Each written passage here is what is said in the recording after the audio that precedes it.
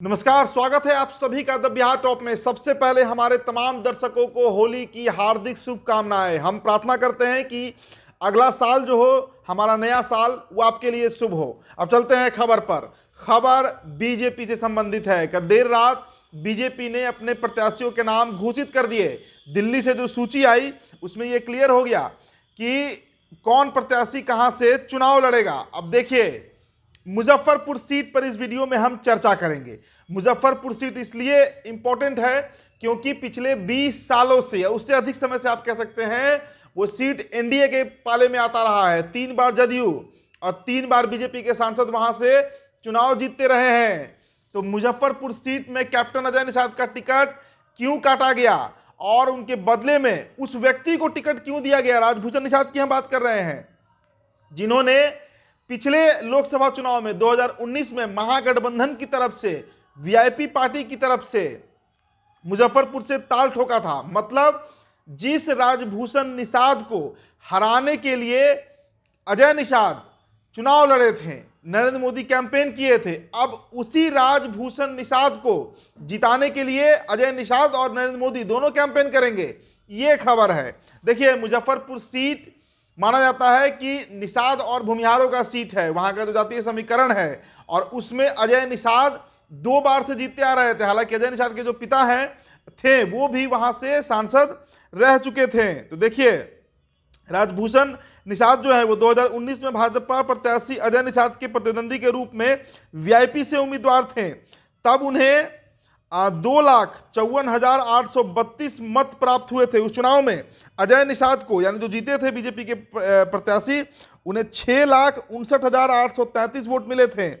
4,08,237 मतों के अंतर से अजय निषाद को जीत मिली थी। लेकिन इस बार मुकेश सहनी, जिनकी चर्चा भी थी कि मुकेश सहनी बीजेपी के सिंबल पर मुजफ्फरपुर लड़ सकते हैं, और राजभूषण निषाद के बारे में आपको बताएं कि वो कोषाध्यक्ष रहे हैं विकासशील इंसान पार्टी के, तो मुकेश सहनी को राजनीतिक तमाचा जड़ा गया है बीजेपी की तरफ से। लगातार निषाद आरक्षण की बात करने वाले मुकेश सहनी ना घर के रहे ना घाट के रहे। अब जो खबरें हैं कि वो महागठबंधन का भी हिस्सा नहीं बनने जा रहे हैं, तो ऐसे में ये एक बड़ा शौक जो है वो मुकेश सहनी के लिए है। अब देखिए, आपको बताएं कि मुजफ्फरपुर सीट पर पिछले 20 सालों से एनडीए का दबदबा रहा है।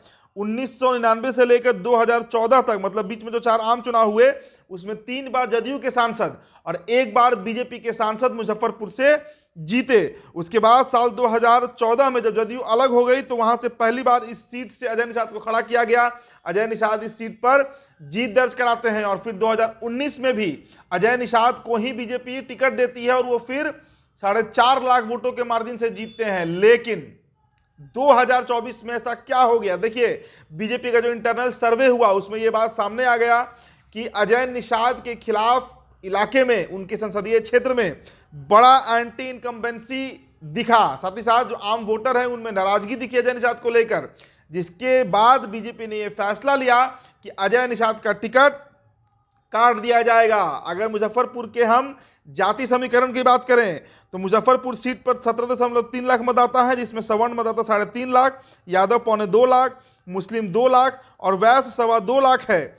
इनके अलावा यहाँ अन्य पिछड़े वर्ग के लोगों की भी अच्छी खासी संख्या है। जहां तक उपलब्धियों का सवाल है तो बतौर सांसद अजय निषाद के खाते में पिछले 10 सालों में ऐसा कोई बड़ा उपलब्धि मुजफ्फरपुर लोकसभा सीट को लेकर नहीं आया है। तो परफॉर्मेंस के आधार पर अजय निषाद का, कैप्टन अजय निषाद का टिकट जो है वो काट दिया गया है। और ये बेहद बड़ा फैसला खुद जो खबरें आई हैं प्रधानमंत्री नरेंद्र मोदी ने लिया है।